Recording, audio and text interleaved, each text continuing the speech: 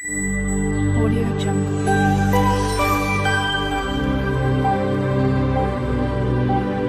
Audio Jungle. Hello guys, I am Suparna. Welcome my channel creator Suparna.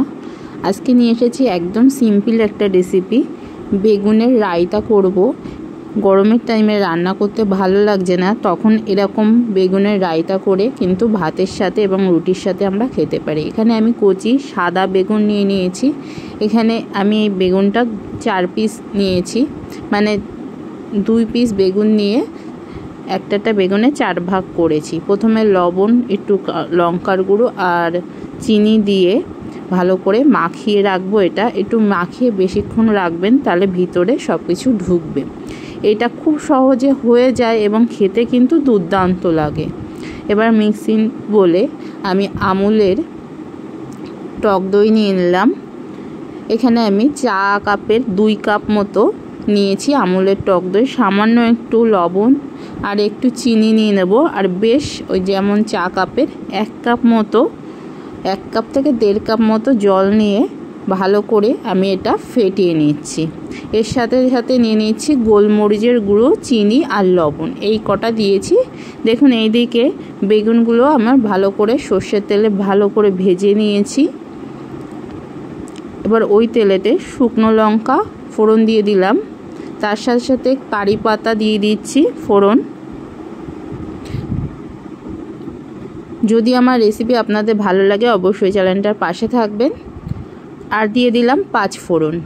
এর গন্ধটা ভালো করে উঠলে আমি গ্যাসটা অফ করে দেব, আর কিছুই কিন্তু লাগবে না। এই বেগুনের রায়তাটা একবার অবশ্যই করে খাবেন। দেখুন বেগুনগুলো আমি দিয়ে দিয়েছি। এবার যে মিক্সিং বলে যে পেস্টটা করে রেখেছিলাম, দই, লবণ, গোলমরিচ আর চিনি দিয়ে, সেইটা দিয়ে দিলাম প্রথমে। যদি ফেসবুক থেকে দেখেন, ফেসবুক পেজ থেকে, ফেসবুক পেজের নাম সুপর্ণা শাহ, তাহলে পেজটা অবশ্যই ফলো করে দেবেন। এবার যে ফোড়নটা দিয়েছিলাম সেই ফোড়নটা তেল সমেত এর মধ্যে দিয়ে দিলাম। দেখুন কত সুন্দর সিম্পল, একদম আগুনের সামনে মাত্র 10 মিনিট হলেই হয়ে যাবে। রান্নাটা অবশ্যই বাড়িতে করে দেখবেন ভালো লাগবে।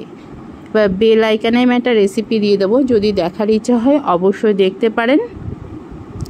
যারা একটু টক পছন্দ করেন তারা কিন্তু এই রেসিপিটা অবশ্যই ভালো লাগবে। আর যদি যাদের টক পছন্দ না, তারাও একবার ট্রাই করে দেখতে পারেন।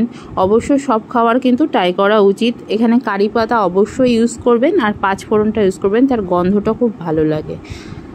আমার হয়ে গেছে, আমি একটু সব কিছু মিশিয়ে নিচ্ছি।